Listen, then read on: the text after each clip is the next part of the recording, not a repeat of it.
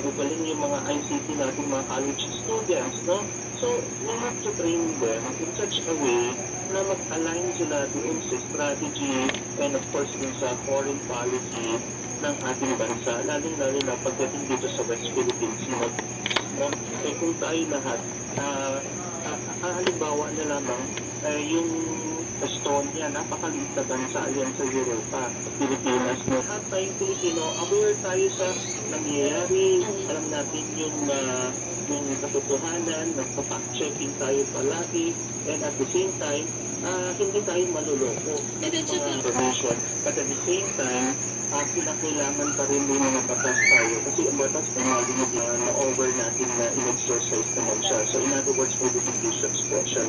But at the same time, ang ating pinupunto po, tama po, oo. So, kailangan may isang kongreso. Panoorin lang po yan, ng mga Hapon, no? So, kinakailangan po mag